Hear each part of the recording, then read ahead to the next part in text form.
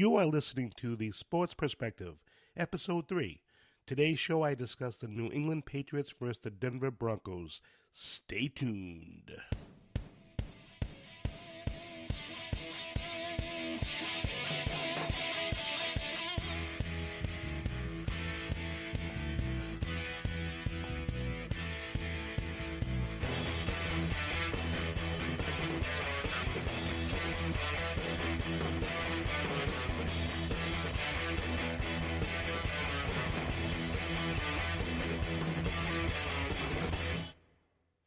Hey everybody, first off I want to apologize for my voice. I was a wee bit under the weather over the weekend and I was kind of sick. So I do apologize for my voice if I sound crappier than usual. It's just a horrible weekend, but I'm feeling a little better and hopefully this won't sound too horrible. But I want to get into this real quickly. I want to jump into some news. I was saying last week that Shea McClellin might be coming back to play for the Patriots this season. I thought he might take over for Dante Hightower. Well, apparently that might not be possible. He's having some issues with his concussion, and he could be out the rest of the season now. So how this affects the Patriots linebacker corps, I don't know. So time will tell with that. They may have to go out and find a linebacker. We'll see what happens.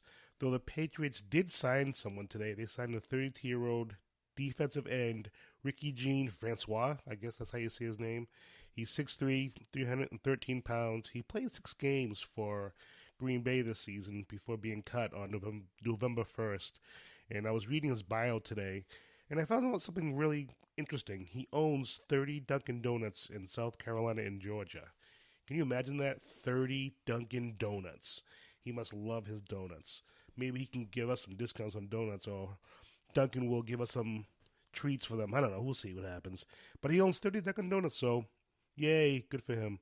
And I want to get into some national news right away here. I don't know if you guys saw the game Sunday with Tampa Bay, and I think they were playing New Orleans. And Mike Evins, he totally blasted the Saints rookie defensive back. I think it's Moshe Lattimore. He knocked the crap out of him, and he's getting suspended for a game. Obviously, he should because he's a dink. He's going to appeal because he's a moron. Again, a dink. And if you didn't see it, what happened was Jameis Winston kind of prodded and poked at Lattimore's back of his helmet for some strange reason. And this is after Winston was knocked out of the game, by the way. And Lattimore spun around and shoved Winston. And that's when the dumbass Evan got involved and made a stupid penalty. And now he's getting himself suspended because he's a dink. Anyway, Jets wide receiver Jeremy Curley is suspended for 4 games for violating the league's performance-enhancing substances policy. Uh-oh. The Jets are cheating? What a surprise. What a surprise. The Jets cheating. But I don't know. Jeremy Curley, yeah, well, big deal. Who cares? The Jets, though they've been playing well, are they really a contender for anything this season? I don't know. We'll have to see what happens. And a possible surprising move, the NFL Network insider Ian Rappaport is reporting that Teddy Bridgewater, yay, I love Bridgewater, he's expected to come off to the physically unable to perform this Wednesday. And if he does, he's expected to be Case Keenum's backup until Keenum falters. Well, you know what? That shouldn't be long. I like Case Keenum, but he's not a starter in the NFL. He's a good backup. Bring him to New England. He can pick up Brady and Hoyer. Welcome back, Hoyer, by the way. I do like Case Keenum, but he's just a backup. I don't see him as a long-term solution. It's Bridgewater's team as far as I'm concerned. So good luck. Hopefully Teddy gets back in there. And I have some friends who I work with who are big Minnesota fans. So this is a good sign for them. Teddy Bridgewater can get back into the swing of things. I think he can help that team and make a run, see what happens. But either way, it shouldn't be long. Hopefully next few weeks, maybe he can get in the game. I am definitely a big fan of him. So that's the news for this section. And now we're going to jump into the Patriots versus the Broncos. And just so you guys know, you can watch the game on Sunday night at 8:30 on NBC. So let's jump into this section here. Now, I don't know if anyone's heard that the Broncos announced that Brock Osweiler is starting against the Patriots. I don't know. Brock Osweiler, I just don't see it. I don't see him performing well. His first go around in Denver, I had high hopes for him. He looked good. He had moments of where he looked like he had a chance, where he looked like he was going to possibly do something. But I don't know. He went to Houston and he just fell flat on his face. Now he's back in Denver. I think the Broncos are in trouble right now. Their quarterback situation is utterly a mess. They seem to be waiting on Paxton Lynch to actually get stronger and get better before they do anything. I guess they're pinning their hopes on Paxton Lynch getting better this year and hopefully helping them do something. We'll see what happens. This past weekend, the Broncos looked horrible on defense. They got hammered, giving up 51 points to a really, really awesome Eagles team. But the Denver Broncos defense should be so good. You know, they've been together for so many years. They're a strong team. They're a pretty fast team. They should have played a lot better. I don't know if they gave up. I don't know if the Eagles are that good. It shouldn't happen to that shouldn't happen to a good defense. We'll have to see how that straightens out for Denver. I really don't know what's going to happen to them. I'm interested to see how we play against them, offensively and defensively. Excuse me. Let's get into some little stats here. Now, the Broncos are averaging 24 points a game, and that's 26th in the league. It's good. It's good. I'm sorry. That's the defense. My apologies. They're that's not good for the defense. Their total yards of giving up is 280 yards.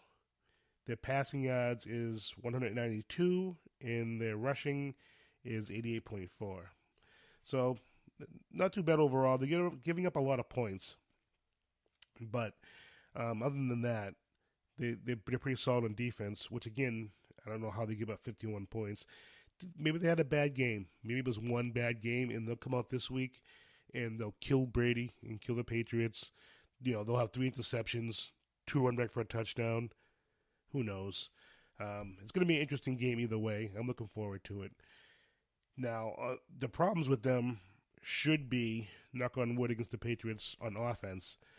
They have 2 good running backs, C.J. Anderson and Jamal Charles. Anderson is averaging 4.2 yards a carry, and that's 482 yards. And Jamal Charles, who the last couple of years has been injured, he had 236 yards for a 4.4 average. Now, I think we're going to do well on the rushing game. I don't see them being able to run all over us. Will they get some yards? Sure. Will they move the ball a little bit? Sure. I think if we can keep them from gaining, 80-yard touchdown would be nice. Make them work their way down the field. I think that with Osweiler at quarterback, we have a real good chance of getting turnovers. We have a real chance of stopping them and keeping them to a low-scoring offense. The receivers, Demaryius Thomas and Emmanuel Sanders, they're the deep threats. And Emmanuel Sanders only has 26 receptions. I found that kind of surprising. But when you think about who their quarterbacks have been, is it really? Demaryius Thomas, 43 receptions. So, again, Brock Osweiler, I don't know. I think if the Patriots do what they should be able to do, and that is communicate. If the Patriots let Brock Osweiler score 40 points on us on the defense, there's a real problem with that defense because he's just not right now. And I don't know if he'll ever be right ever again, actually. But if guys are running open all over the field again, there's going to be some major changes, I think. They got to play better defense this week. They can't let Brock Osweiler beat them, of all people. Now, the Patriots on defense, I really, really think Cal Van Noy and Trey Flowers, along with rookie Dietrich Wise, could raise some havoc on that defensive line. I think we might be able to get a few sacks here. I think Brock Osweiler could be running for his life, God willing. And look for those three names to do something in this game. I think if they can get pressure and our defense can communicate and not have any wide receivers running free, that's a big thing for our secondary. Not letting wide receivers running free. Communication, stay close to receivers, and being prepared for everything and anything.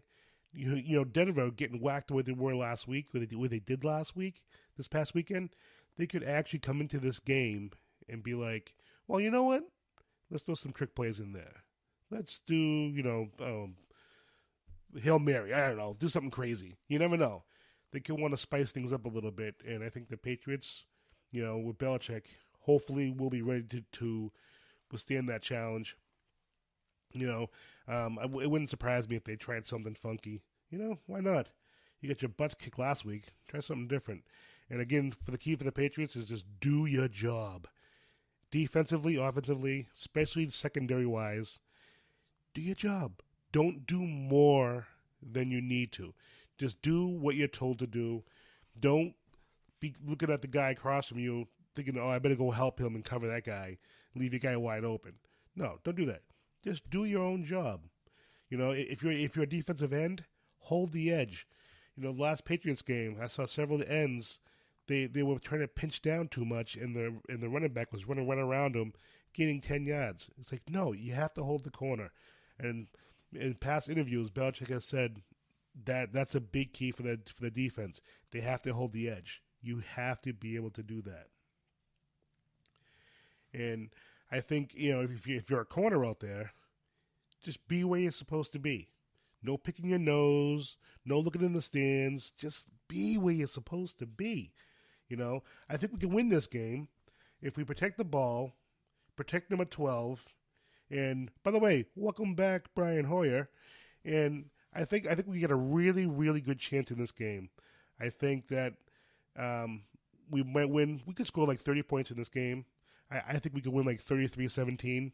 We could win 38-12. This could be a really interesting game. If our defense plays crappy like it did the first couple of weeks, we could get slaughtered 40-10. Who knows?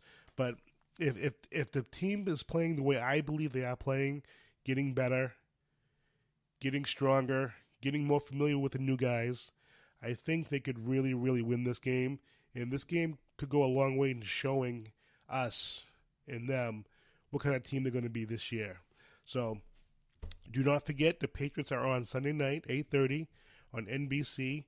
And that's the show for tonight. And if you guys like the show and you want to hear more, follow me on Spreaker so you can get all the latest news and updates and all the new episodes. And if you have any comments, questions, or just want to talk sports, you can follow me on Facebook at The Sports Perspective. You can email me at sportsperspective17@gmail.com, or you can follow me on Twitter at Roy Brady Jr. Thank you guys for listening, and have a good night.